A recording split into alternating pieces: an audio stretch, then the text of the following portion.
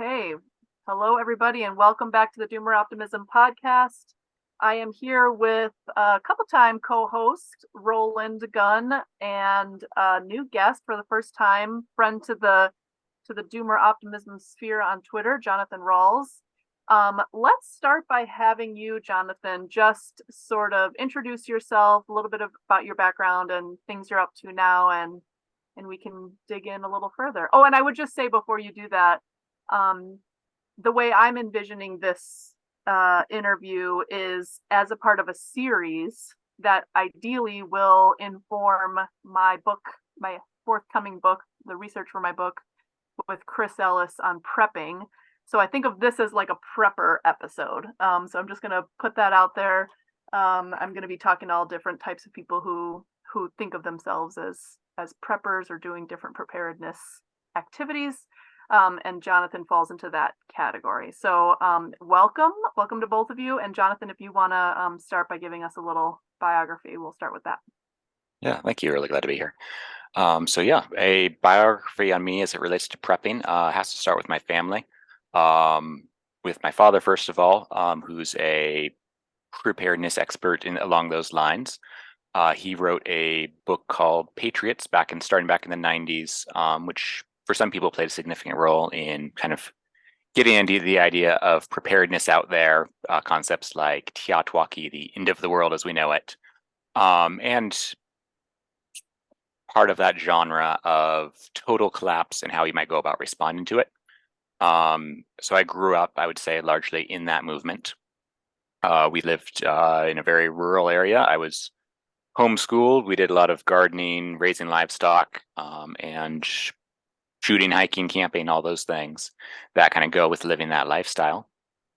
Going from there, went to college for engineering, went into that field. But along with that, I've also been working in real estate, primarily working with people that are looking for that kind of rural, remote property. And so I've had a chance to continue working in that. Since then, also wrote a book in the preparedness space, co-authored with my father, and continue to work in those areas.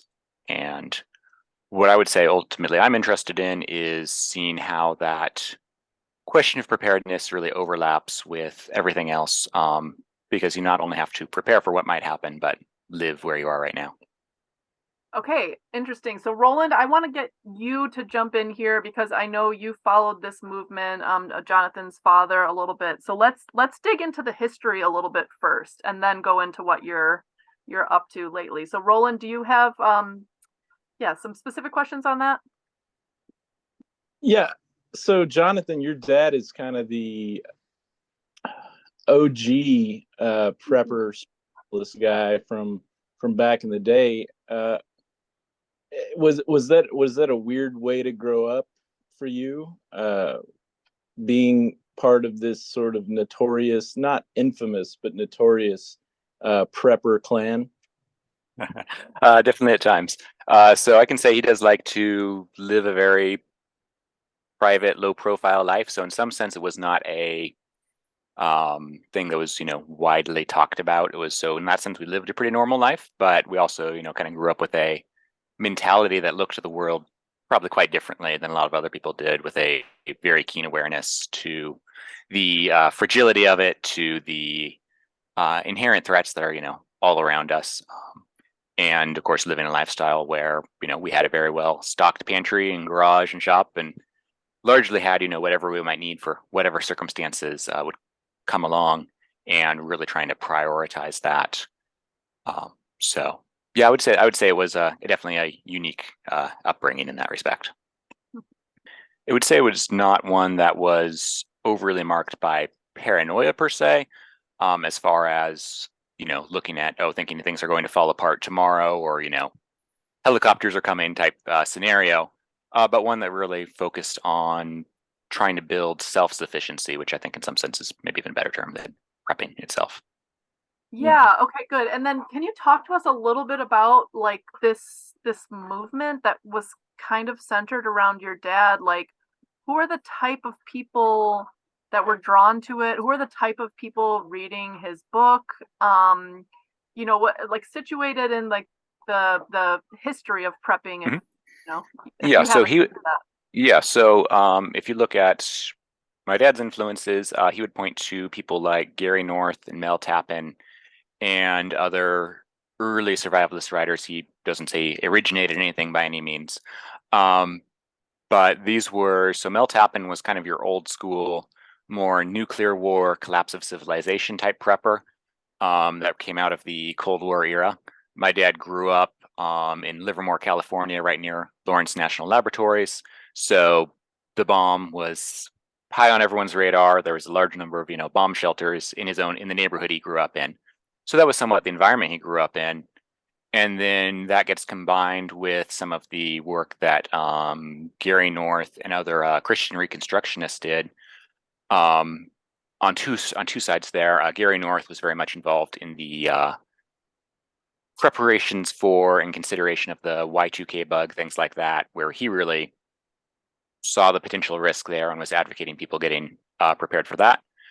But that came from a deeper thread of this particular thread of Christian Reconstructionism, which is kind of trying to recover a understanding of what a rightly ordered society should look like, and looking at our society and realizing that it's not well ordered. And as they say, anything that cannot go on forever because it's not well ordered will at some point stop. And so in that sense, we should be expecting that and prepared for that because that's just an inevitability. Mm-hmm. And do you see yourself as part of this lineage, or like where do you fit in the Christian Reconstructionism worldview? Yeah, I would say, I'd say the Christian Reconstructionists, I've mentioned to you, Crawford Gribben wrote a great book, Survival and Resistance in Evangelical America, that actually profiles a lot of the work my dad did and some of those other influences. So I'd say Christian Reconstructionism is one influence, but there's kind of that broader picture. Myself, I would say I'm just a traditionalist Protestant Presbyterian, not necessarily a Reconstructionist, but I've been influenced by some of those views. Mm-hmm. When you look at the people that are coming towards the survivalist movement in the Christian world, you've got a pretty good variety because you've got the Baptist millennialist view that's largely looking at, being prepared for the tribulation itself, the biblical tribulation of 7 years. So some are anticipating that. Others are, more anticipating just ongoing instability. And so that can have, in some cases, actually optimistic that we go through hard times and things can get better. The church and the kingdom can advance. Whereas others, of course, see things going to hell, quite literally. So you get a really interesting intersection of theological outlooks when it comes to prepping, which can make for some interesting discussion sometimes. Oh yeah, totally. Roland, do you have anything? I have a couple of other follow-ups. Yeah. So one of the things your dad is known for is, I think, I'm going to butcher the term here, but the Great American Redoubt, I think. Readout, yes. Is Yeah. Idaho, Montana, the Dakotas, maybe Wyoming. Can you talk a little bit about that idea? Yeah, absolutely. So that term came out of an article he wrote on the whatever we're calling that first decade of the 2000s. That was kind of looking at, I think largely at the time, Democratic presidency and the picture of the country as a whole kind of headed in a very problematic direction. And the hope largely that certain areas is a localist impulse, that certain areas would be more likely resilient to that, both in a practical standpoint from self-reliance, economy, lack of extremely high unsustainable population densities, and also on a political standpoint, these are largely conservative areas that aren't completely enmeshed in the social and governmental power structures. So he wrote that article right around 2010, and then in the years since, there's been a fairly steady stream of people that either directly or largely indirectly have been relocating largely to the inland Northwest, but then there's been similar concepts, of course, with Appalachia and more recently, more prominently, Texas and Florida, which I think is all a similar impulse. Okay, so that's super interesting. So, I have more questions on that, but I wanted to ask one other background question, like philosophical, that will help us to understand where you're coming from. So you mentioned this, like varying ideas about what to prepare for, and I feel like this is something that is the doomer optimism, people drawn to it have also varying opinions about, like how bad are things meant to get? Is it going to be like all at once extreme apocalyptic, or is it just like a slow decline? I tend to think that, like from a secular point of view, there are just going to be periods of accelerated decline and then periods where that's cooling off. Like I felt like the 2016 to 2022 period was pretty chaotic, like politically pretty chaotic, Yes. information wise, like then COVID and just a very like pretty steep relative to recent memory decline. And then it seems to have like cooled off a bit and not felt so extreme. But like where do you stand on that spectrum? And like this concept you mentioned before, the end of the world as we know it. There's like the end of the world, which is, some harsh end point that where like something stops and another thing begins. But then the end of the world as we know it just suggests a transformation, not necessarily like a one hard stop point and then something else comes after. So yeah, like just where do you fit on that? Yeah, that's a really good question. And so yeah, so I would say I don't fall into the end of the world camp in that respect. I think that whether we're talking extinction of humanity or the end times, I'm largely optimistic as far as my what's happening with the world as a whole. But I also see a lot of possibility for a lot of very hard times to come. And I think, anyone that takes a realistic view would see that.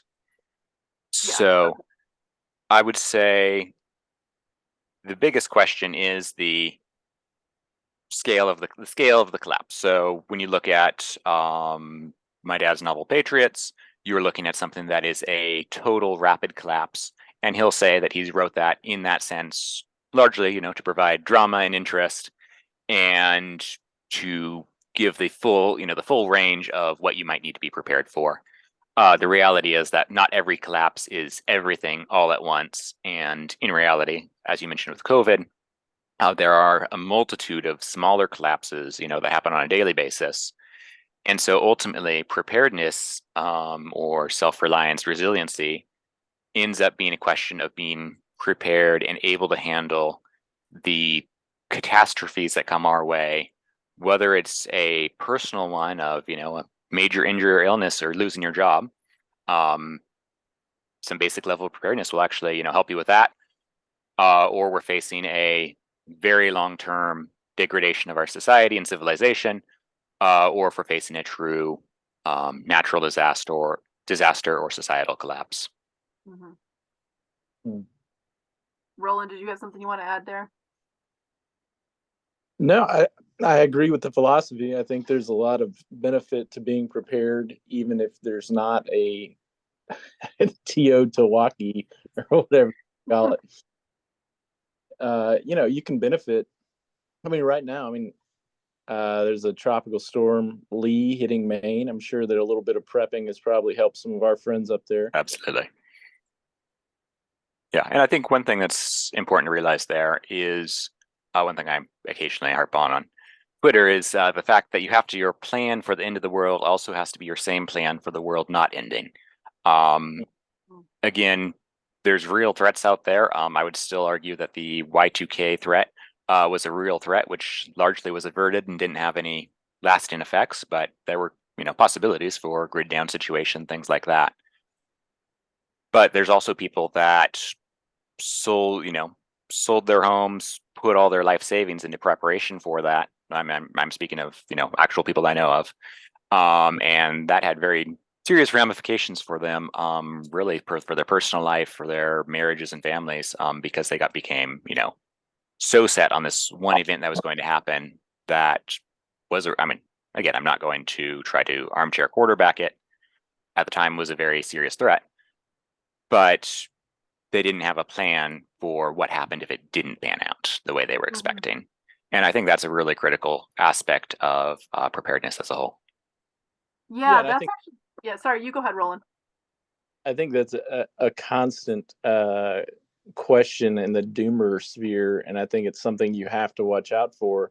Is that you do have people that sort of spiral into these doomer spirals and maybe have a little too much paranoia, end up kind of divorcing themselves from normal mainstream life completely, and that doesn't really help you long term or short term. So Yeah, and I would just add, like, I think this question of how to navigate your sense of uncertainty or whatever it is that you feel doomery about is like basically the question of the podcast. And there's so many things to think about, and which is why it's been so easy to put out 2 episodes a week for like 2 years. But like, I mean, which collapse, which doom, if there is some doom, what's realistic to happen, and what might be far-fetched, but you should be thinking about in the back of your head. And then what do you do in response? And if what you're doing in response is like hinging on collapse happening, that's probably not very sustainable. It's got to be something you want to be doing anyways. So in that vein, this readout movement, I mean, I guess we could talk a little bit about, so you are in real estate, like where you're trying to help people get set up in properties, at least in the inland Pacific Northwest. So I'm looking at this map on Wikipedia, the readout movement. So it's like Eastern Oregon and Washington, Idaho, Montana, and Wyoming. I spent some time in Pullman, Washington, which is Eastern Washington, where I got my PhD at Washington State. But like, tell me, I didn't really realize that like Moscow, Idaho was like this little hub. My sense of Moscow was just that it was like a liberal college town. University of Idaho is there. And it was funny at the time. I always kind of laughed that going from Pullman, Washington to Moscow, which are like, only a few miles apart on the border there, I was like going to Idaho for culture because there was like a lot more culture going on in Moscow than there was in Pullman. And so yeah, just tell me like your sense of what's going on in that region. I think a lot more people talk about the Texas case and the Florida case. Like the Florida, if I'm going to draw very vague descriptions here, Florida feels a little bit like a crypto hub, like people fleeing Silicon Valley. Texas feels more like the Californians have escaped to Texas. I think there's some demographics to bear that out. But what is happening in this inland Northwest region? Like, who are the people interested in coming there? Like, what's the inside scoop on that region? Yeah, so I would say, where do we start? So yeah, so Moscow, Idaho. Something we can get into later is actually the church and denomination I'm part of actually had a lot of its origins in Moscow, which is where that topic comes up, which is actually very separate, largely, despite some very similar roots, to the readout movement itself. Okay. So looking at the readout and then just looking at demographics of people I know just around me, we live in one of the metro areas of the well, I say metro areas, but this is again metro areas of the inland Northwest, which is Right. under 1 million people total Yeah. in a multi-state area. Mhm. So you've got a pretty broad selection. People that came from the Midwest, largely when property prices were still relatively affordable in the inland Northwest. So you're talking 2000s and earlier. At this point, the prices have climbed so far here that's not a very realistic option for someone that's relocating, unless largely they're coming from California, Washington, Oregon. The vast majority of relocatees that are coming here are coming from those states. So largely the folks I know or work with through Survival Realty are either often extended families. So you'll have grandparents, and kids and their grandkids, all moving up, largely within a year or two of each other. That will just basically form the wagon train, and say we're getting out of California or wherever it is because we see what's going on, with just kind of culture becoming unfriendly, either to them because of their personal beliefs or just the increasing feel of just utter chaos and uncertainty as far as living in some of those major metro areas. Yeah. So they'll uproot and come up here and be largely just looking for jobs, trying to. A lot of them end up in the suburbs. Really, they're not necessarily in a position to buy, the 40-acre, extremely remote retreat bunker. But a lot of them are just looking to, and very happy, really, to live in a red state suburb, where you go down the street and it's a bunch of American flags and the occasional Trump flag, which is pretty typical around here. So it's just it's a friendly environment, for people largely of conservative mindsets. Obviously, a lot of the resort towns still have a larger share of progressive liberal outlook. So there's of course some of the usual small town challenges there. Yeah. And then you also get, I would say, a decent number of early retirees, successful people have either been successful in business or finance, or also a lot of people that are taking pensions from, for example, Southern California police and fire departments are a significant portion of people that relocate up to North Idaho. Oh, wow, interesting. Because they're coming up, they've taken their retirement, they've taken their home equity, and they move up here. That's actually a pretty well considered or fairly well known trend, both here and there, that the inland Northwest is the place to go when you retire. Interesting. Okay, so I have one follow-up question, Roland. I'm sorry that I'm hogging the mic, but I've been thinking lately about the ways in which our different Doomer Optimism guests are part of some sort of like historical lineage. And so I heard you say the wagon trail. And to what extent do you see this as this kind of movement to a place, throwing off the shackles of some other place, as in alignment with this American frontier mentality, or not? Do you see that? Oh yeah, Jonathan. Roland, did you want to jump in on that? Oh, was that for me or for? No, that was for Jonathan. Oh, okay. Yeah, no. So for me, yeah, I mean, it is literally my lineage. My third great grandfather literally loaded up the family in the wagons from Missouri, right before the Civil War broke out, and took them all out to California. We have a lot of the oral history from that family. I don't know exactly what his reasoning was. I don't know that he was, intentionally trying to get out of Dodge before the war. I like to think that. But no, they came out, they settled in Mendocino County of California. And my family was there for quite a while, again, until my parents uprooted and moved to the inland Northwest. So yeah, I would say there has definitely been that, let's say, very definite strain in my own family. I think that is something that is a really broader cultural tendency, maybe largely in the Western U.S., where we're not that far removed from those origins. If you even in the inland Northwest, I mean, really, there's very few, towns or buildings that are, they're all less than 200 years old. There was not a whole lot of civilization per se out here until quite recently. So that heritage feels quite close. There's, places where, people's grandparents still remember when, there was no road through the valley. It was just a dirt track. Mm-hmm. Yeah, I love that. All right, sorry, Roland, you go. I'm asking too many in a row. Oh, no.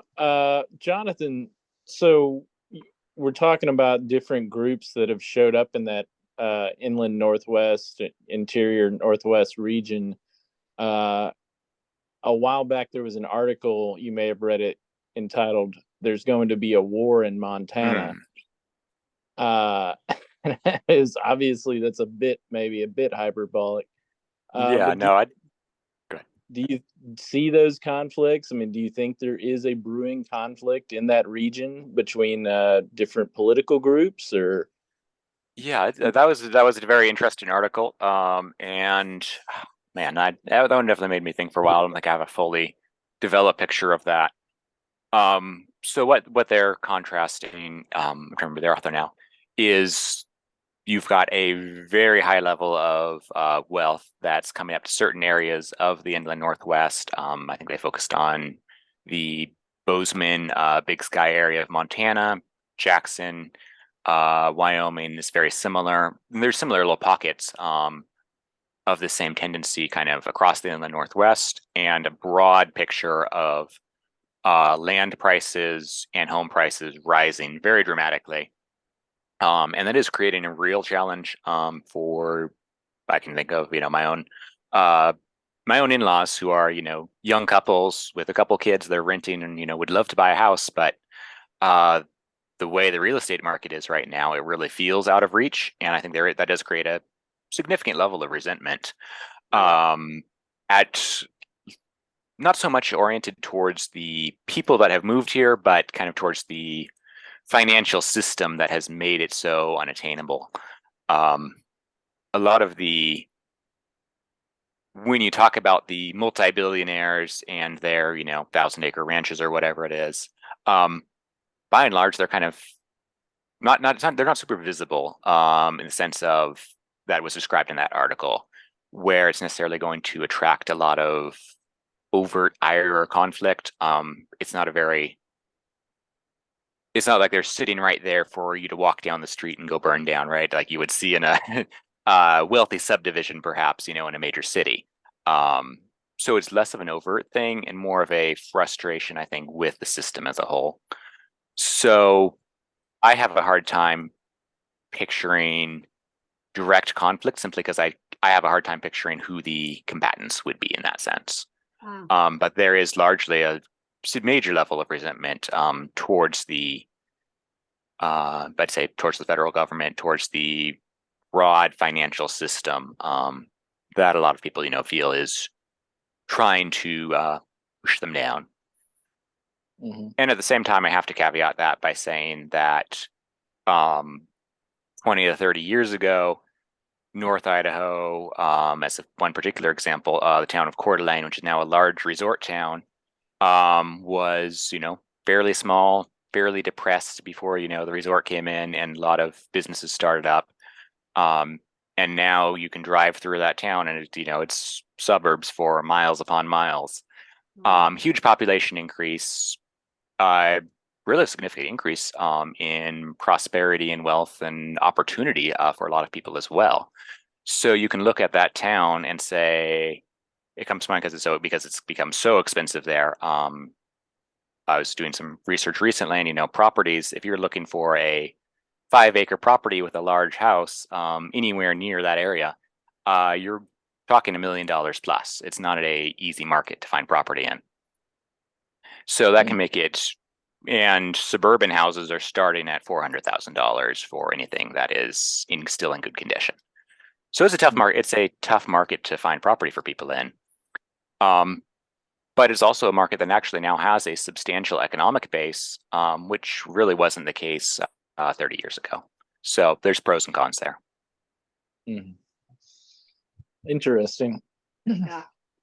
So just off the cuff, I'm just curious. We've had Keturah Lamb on the show before. Do the Rawles family have any connection with the Lamb family? And her dad's a famous politician in Montana, a libertarian politician, John Lamb. I can't say that we've the name is familiar, but I can't say we've had any direct interaction with them. Okay, I'm just thinking. I'm trying to wrap my head around this, absolutely, inner Mountain West. I would say one thing, particularly talking the American readout movement.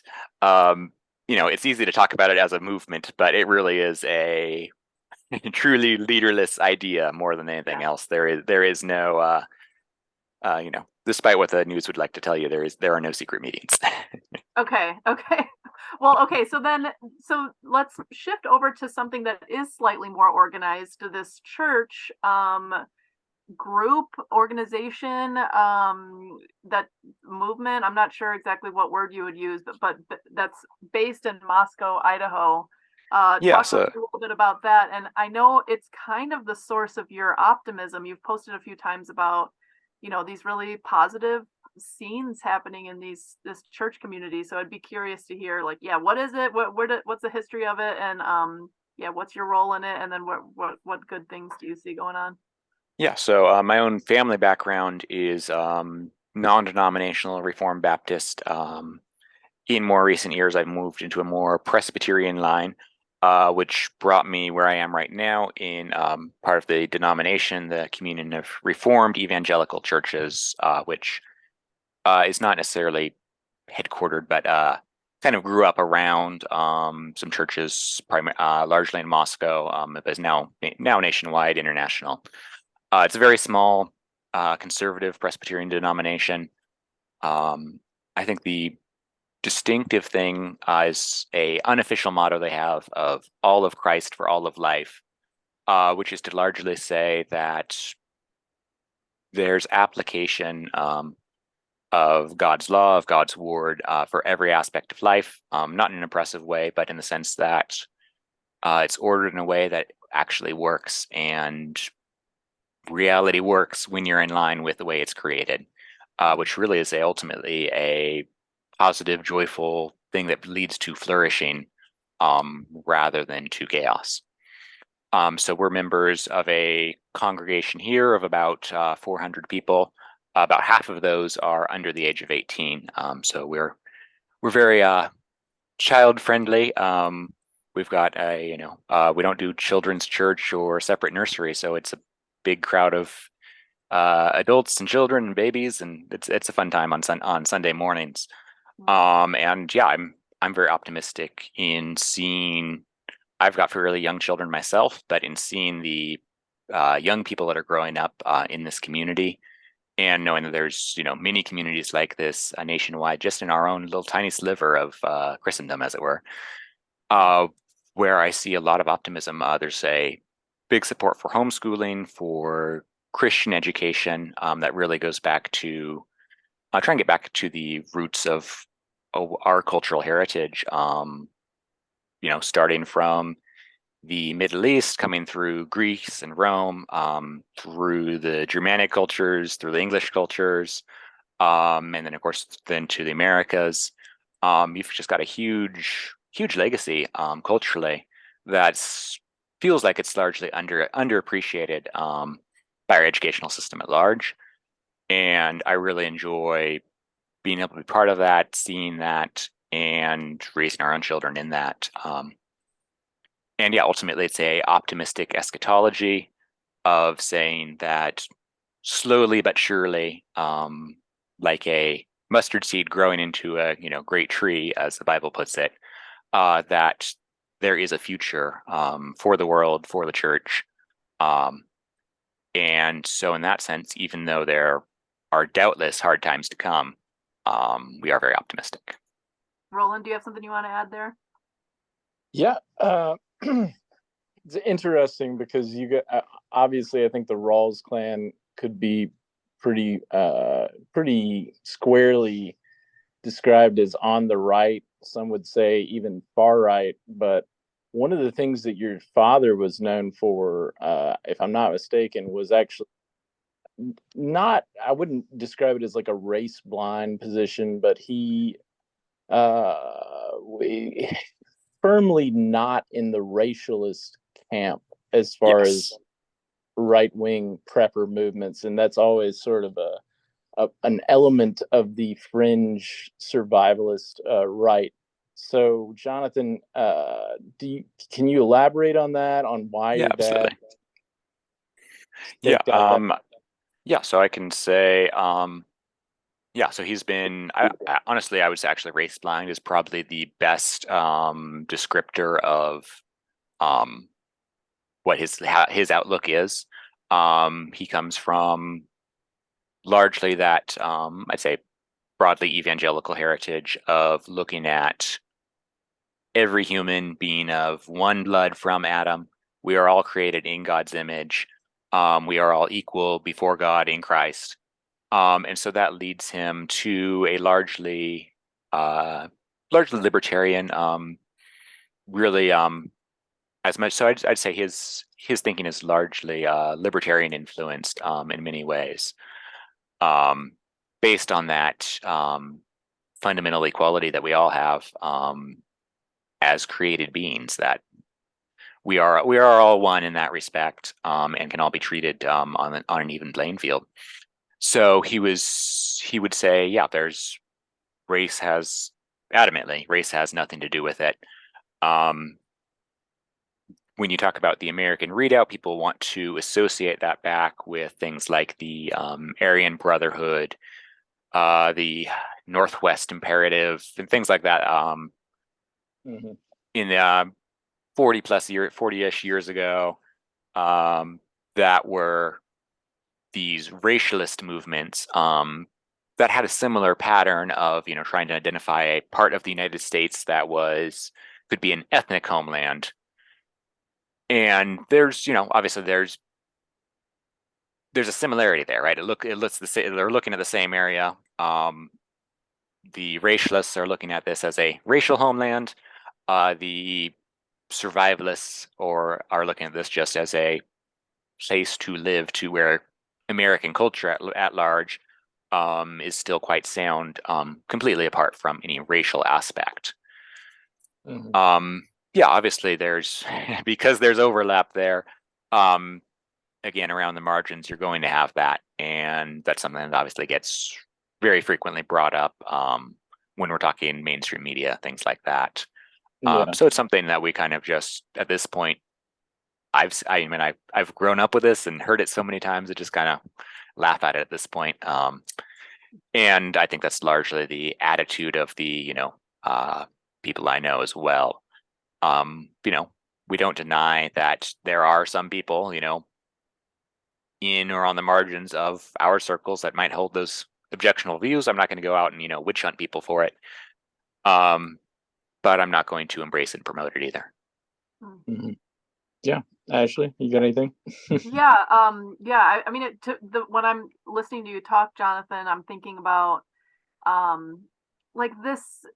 There, in some ways, like the I'm gonna go into murky territory that I don't usually like to talk about, but in some ways, this like ethnic this return to like ethnic clan politics is just, it's just kind of impossible in the American experiment. And I think like if we're trying to bring forth an American heritage, it makes much more sense to just kind of like, we can't unmix really. We came from all sorts of like lineages. I mean, even when you're saying like, like Greek and Roman and Germanic, and it's really impossible to unmix at this point.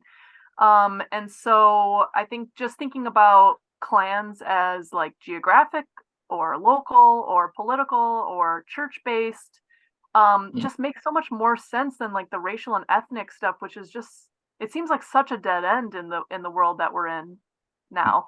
Yeah, I would say, I'm curious, Roland, to hear your thoughts on that too, but I find it largely to be a ineffective shorthand for trying to address the deeper issues. Right. I try to stay away from these topics, but again, thinking even just, I'm not an expert in these areas, but looking at, Black America, the marriage rates, out of wedlock birth rates were not always bad. Right. And there were reasons for that. It's not there's not a genetic thing. It's not a ethnic thing. It's a societal thing. I don't think the solution is reparations and affirmative action and all this agenda that gets promoted. But I think we're right in seeing that there was, I would say, an intentional effort to ultimately destroy that culture. And I would say there's the same. That was just the trial run for what's being applied to everyone now. Yeah. Well, and I want to toss it to Roland too and get his thoughts, but like, my initial thought on that is just like, I don't know, I can understand the impulse to want to have a shorthand to know who's in and who's out. So like, who's trustworthy and who's not, who's somebody who's like of a like mind enough that I'm not going to be so apart in morality that we're going to have such different understandings of right and wrong that we're going to have constant strife. But on the other hand, like there's a whole history of just like sort of, it's like a Wendell Berry kind of esque being a good neighbor, you know, despite differences, finding ways to be a good neighbor, and finding those points of commonality for whatever shared, you know, project or activity you're involved in, whether it's, you know, just your community or your church or whatever else. But I understand the impulse of wanting to know like who's in and who's out. But then the dark side of that impulse is like purity policing and witch hunts. So I mean, there's no silver bullet in that direction either. But Roland, your thoughts? Yeah, I mean, this is a very difficult subject, obviously. Yeah. But it is one that comes up time and time again in these sorts of discussions. And I think I would actually caution against ascribing this sort of thing to the term clan, because I think that the clan-based nation model in some ways presents an alternative to more racialist or more like ethnographically denoted forms of alliance and division. When a clan traditionally, you know, is built around a central family and a group of closely related and closely aligned families, but it also presents the opportunity to bring in people into that clan structure and to bring in other families and other units into a broader nation as their own clan structure. So I'm getting really like, you know, like galaxy brained right here. There is a way to create a system of identity around networks of families and local groupings, I think, which creates a system where you have a belonging and support networks, which is really what people are looking for. Yeah. Without having to go to this like you know, racial level, because when we're talking about like we talk about like white race, that's like I don't know, maybe like 800 million people or something. Like this is a very that's an even harder concept than loyalty to the United States, let alone your own community. Yeah, and even in the United States, you're still talking about like 150 million people maybe that are white American. I'm not sure. It's a lot. So I think it is best to ground oneself in maybe not Dunbar's number level stuff, but I think Dunbar's number is a good basis. And then you kind of bridge out from there on a more local, regional level in terms of your networks of accountability, your networks of like Jonathan was talking about Presbyterianism, the covenant is a big thing in Presbyterianism. And I think you can apply covenantalism on a broader scale than even like church polity. You can think about a community of people on a local level that sort of covenants together, makes a common bond, so to speak, to behave in certain ways, to look after the community, to defend the community, that sort of thing. Yeah. Just starting to look into these sort of alternative ways of God, Neil's going to get on to me for sound like a hippie here, but a little hippie-ish, but it's also very like trad if you want to look at it from that perspective too. So yeah, Well, I think yeah, you go ahead, Jonathan. all right. I was going to say, as you were saying, with the sense that the United States is a nation that run a huge number of different, even if you look at the, Scots, Irish, and English, or and even different, subsets of those are not all the same, not all alike, ethnically or culturally, and then take that across, 300 years of American history. Yeah, there's not a single uniform, culture that you can necessarily easily build a fence around, because that necessarily entails homogenizing everything inside the fence, and then you don't know where to build, and you don't know where to build the fence to start with. Neither of which is something we, really want to have here. Yeah. So I think a approach that kind of accepts the subsidiarity, the fractal nature, like you say in Roland, of clans and networks, is really what we need to incorporate into our thinking. I can think of my local community, right? We've got a bunch of Presbyterians here, but we're a tiny fraction of the population of our town or our county. So it's not like we can say, well, this is going to be a Presbyterian county.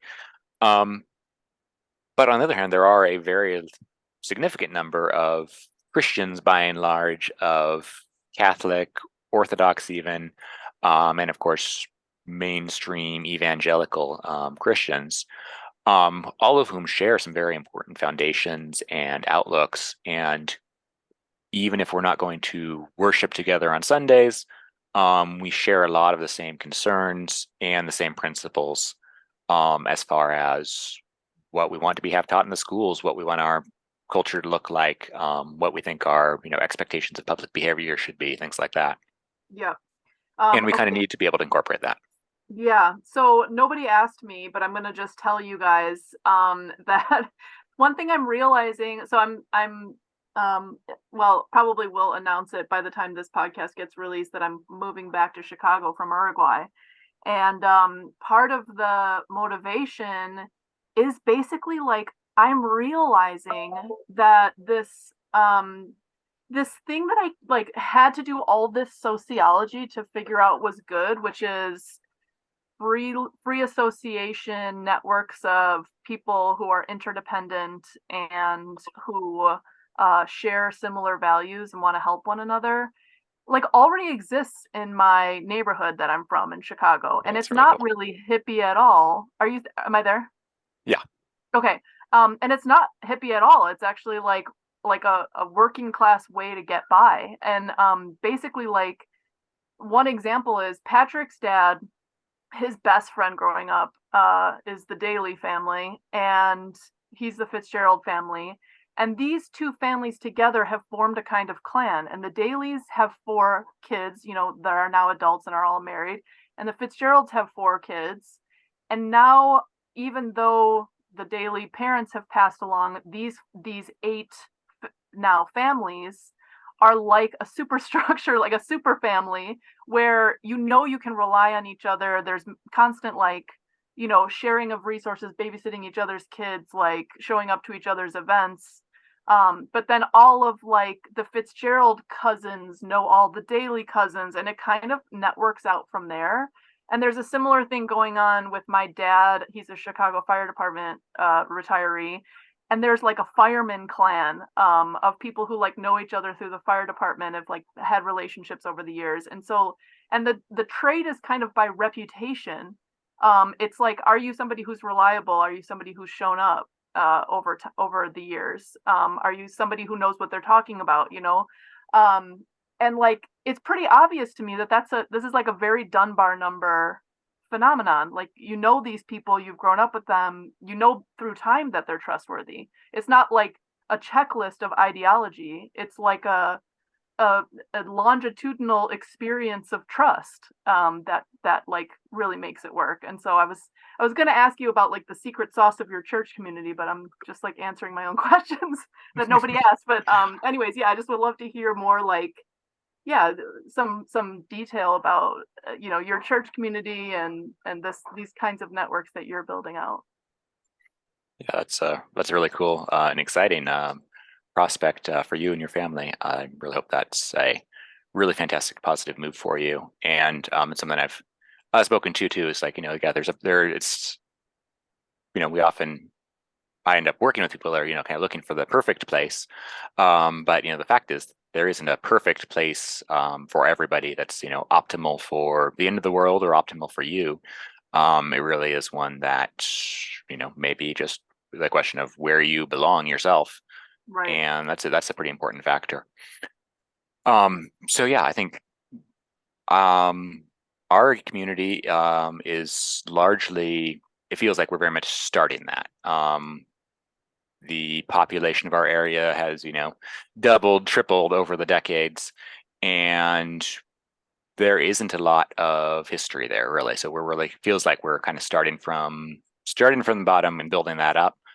We've got about 20 years at our church of history of the families that came in and founded it, and that their kids grew up in the church, and now most of them are my friends in the church. We're fairly new to it, about 7 years now. But even then, we're now one of the established families because of the level of growth we've been having over the past years. Right. So that's something that we are still very much learning how to do, because this is not a, small town in the backwoods where no one ever leaves and no one ever comes. This is Right.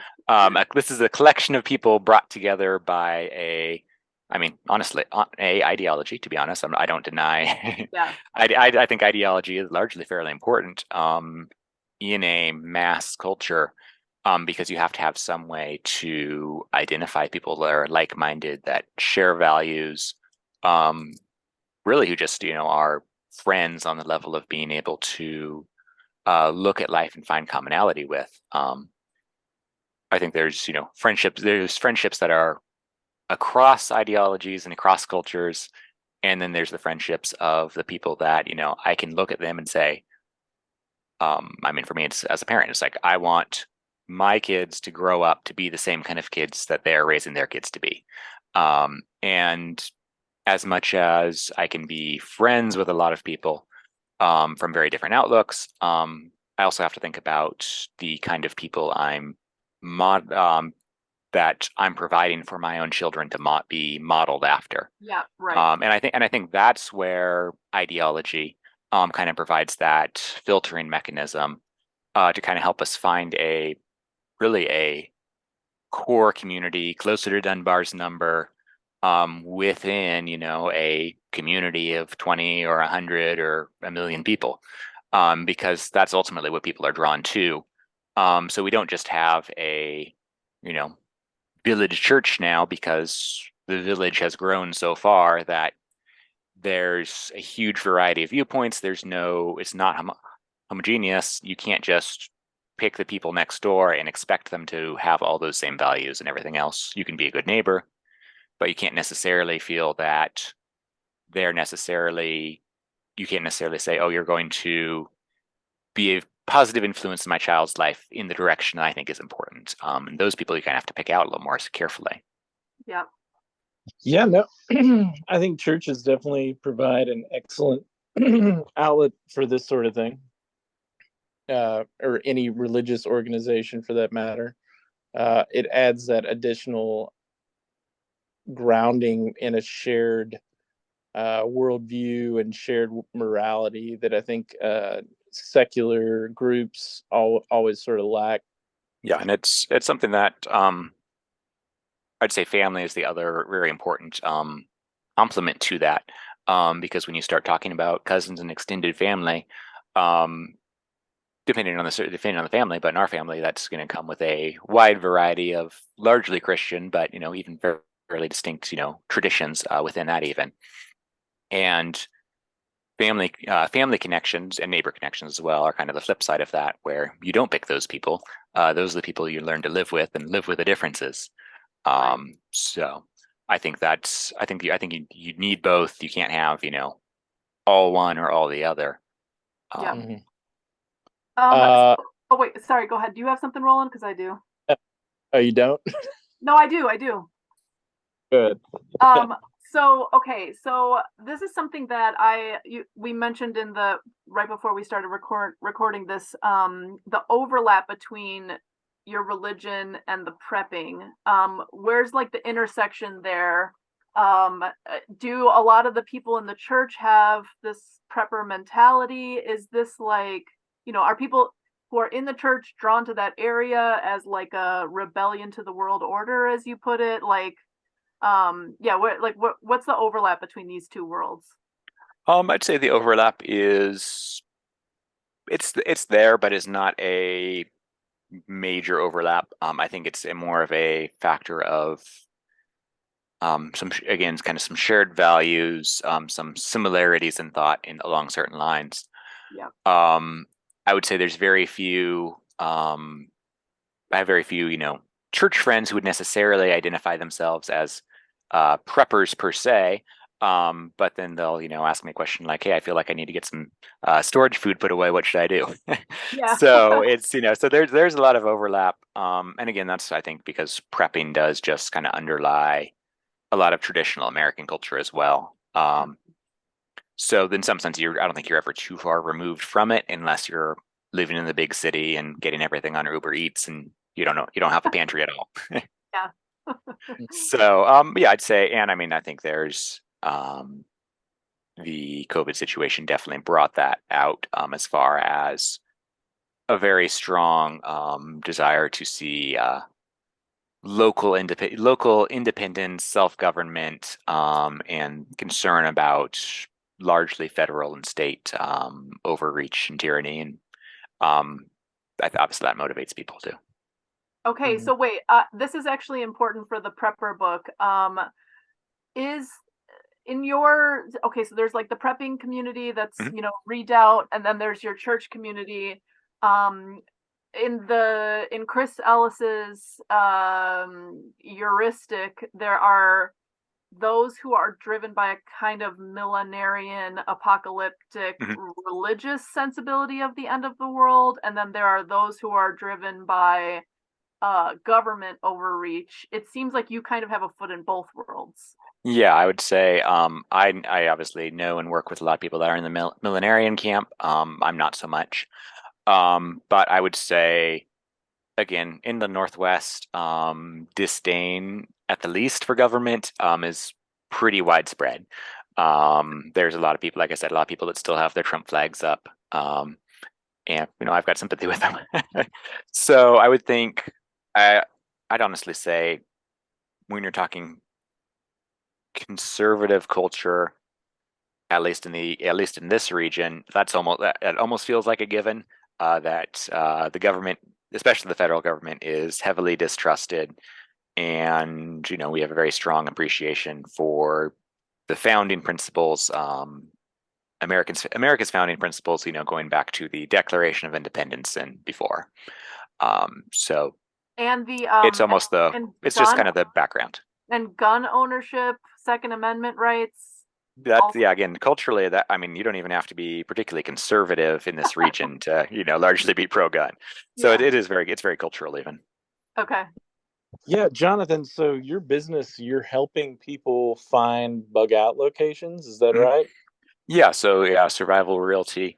Yeah, so we've got an online marketplace that's been running for 10 plus years, and we do a little bit of direct real estate, but it's mostly on the helping people connect, both here and then in the Northwest and nationwide. Yeah, so we work with people. I'd say it's a pretty good mix. As far as the buyers, you've got the people that are looking for that, $1 million out in the woods cabin as their, second or third home, and they've got the money to burn on setting it up as their, go-to bunker in the end of the world situation. And then you've got the people that are really just wanting to get out of the big city, really looking for more of the homesteading type lifestyle, and looking for a affordable piece of rural land, which obviously trying to work with both of those people is provides quite a contrast. And then the other people we end up working with are really the folks that are a lot of them relocated to or even live in a very rural or remote area, and now they're at a stage in life where that's no longer what they need. And so they're, downsizing, moving to be closer to family, closer to services or anything else. And so we end up working with them to help find buyers for those properties. And, that perspective, again, kind of gives me a consideration, just to think about the long term of what that's going to look like for you, not just, when you're 40, but, when you're 70. And that's something that, needs to play into our considerations. Yeah. I'm wondering how common the phenomena of rich-ish people like in their not retirees, but people still in Mhm. working age, moving out to start homesteads and having no skills at all is. Yeah, so it's some of them are just that kind of where they're setting up a very remote vacation cabin essentially, and they might be laying in the supplies to do the homesteading stuff, but they're probably relying on a local caretaker or something like that. So Yeah. they're not really homesteading in that respect. But then yeah, you've got the people that are coming out to really make it go of it. I frequently caution people against trying to self-sufficiency is that's a very high goal. Yeah. Self-reliance, just some level of production on your land even that's even a major goal and a huge learning curve there. So I'm definitely caution people, don't overestimate what you can do and how hard it's going to be. Yeah. Um, but I think there's a lot of people that are looking to make that change. But it depends on your area. The folks I think are doing that most successfully are largely the ones going to low cost of living areas, such as Appalachia and Arizona, places like that, where you can still get land and a house and not be saddled with a huge mortgage payment. Yeah, yeah. I'm just thinking about a family who I met, an American, very successful business guy who's like maybe mid 40s, who moved here to Uruguay, and was talking to him too, and we became friends. He's an American guy, he's from Illinois. But he's like starting a regenerative ranch, and it was like, oh my gosh, he's never done anything like this before, and he's doing it. But he also took like a kind of business mindset to it, where he hired local experts to like experts as in like people who are actually on the land, like actual ranchers and this kind of thing, not like consultants, to come in and like tell him how to do regenerative ranching on his land. He had a caretaker. And I'm just wondering about this whole world. Like, are we gonna Chris Mage has been on the podcast a few times, and he's got this theory of this ecologically balanced future is the small farm future. And it's like, is this the frontier of that? Is that the leading edge? These people moving, neo homesteaders, like, is it a real thing? I have no idea. Neil Clark always makes fun of me and says like homesteaders are as common as furries. They might as well not exist, which I think is very funny. But I'm just very curious if it's like a real phenomenon or if it's kind of just the people who have, who've been drawn to us in the podcast. Yeah, Roland, I'm curious your perspective on that. I've got one in the Northwest, but what about your area? I mean, I think it's a real movement. The question is, what percentage of the population are we really talking about? Mhm. It can be in terms like 100,000 people even, but as a percentage of the US population, that would still be like 0.03% or less. So Yeah. Yeah, exactly. And I think that is something you kind of see if you go to, the farmer's market or something like that, there's a lot of food there, but you have to compare that to the volume that's going through every single grocery store every single day. We don't have the infrastructure, I think, right now, to be able to, do something like that. And honestly, but one thing I do think is that every local producer that you're supporting right now is helping to build that infrastructure. So you can say, it's unrealistic to go, buy your beef and your milk from a local producer. But at the same time, every single person, even if it's only a few of them that are spending their money there, are adding one more local producer, and increasing that capacity. So Right. maybe it's still half of 1%, but it's a little bit more. Yeah, well, I mean, I also just think like it doesn't have to be everybody to be a thing Mhm. that exists. Like, I mean, this group of people could just be like the more resilient group, and if there's like shocks where supply, where there's no groceries on the shelves, these people will all survive, and then the other ones won't be able to find any food. So Yeah, whatever. absolutely. And No, there's just like no downside to building out those like local connections and points of resilience, really, in my opinion.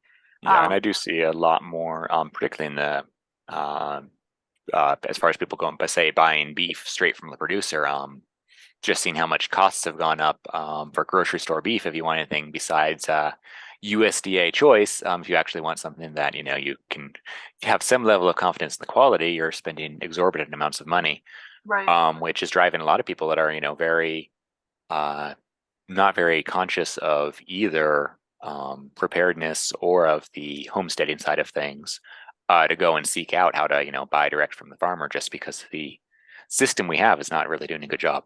Right. Right. Well, yeah.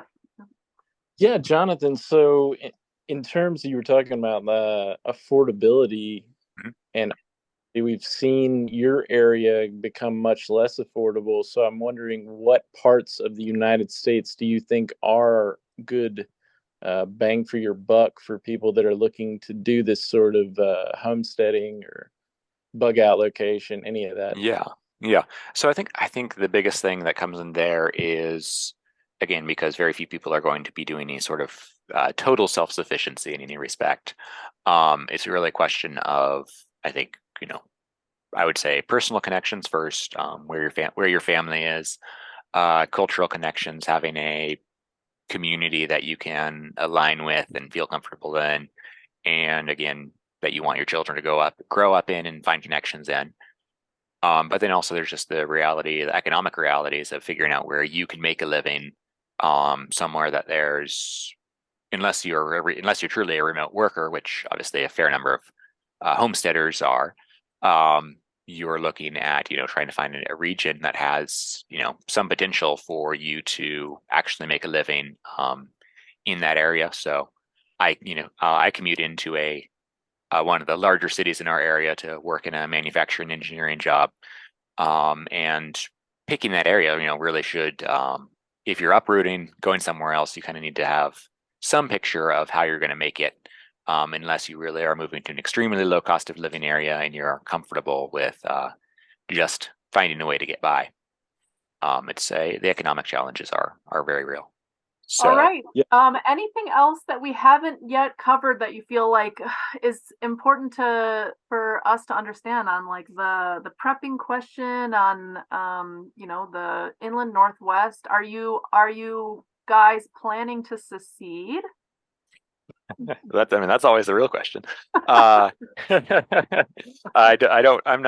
think it should not be a forbidden topic by any means. I also don't think it's necessarily the best solution. I'd say I'm a pro 10th Amendment, pro states' rights, is what I would ultimately say my viewpoint is in terms of the national questions. So I hope ultimately that we can move in a direction of greater independence, politically, economically, culturally, for the individual states, that avoids the need for anything dramatic. Yeah, as if I don't have enough like questionable guests or Yes. associations. I have to go and ask that question. Um, anything else, Roland or Jonathan, as we wrap up? No, I'm good. I just thank Jonathan for coming on with us. Yeah, It's been it's good. been fun. Yeah, this is super fun. Thank you so much for being our guinea pig on the prepping episode. Yeah, it's great. Where can people find you, follow you? What's your website for your real estate business? Yeah, so my main web home is survivalrealty.com. I've got a newsletter there, which is mostly property, of course, but occasional newsletter articles on preparedness in general. And then you can, of course, find us on Twitter and Facebook and all that. I tweet at Jonathan Rawles. Mm-hmm. Okay, well, That's thank where you you get so the much. Tolkien references. Great. Thank you so much. This was so fun. Yeah, thank you. It's been a good time. Mm. Appreciate the discussion.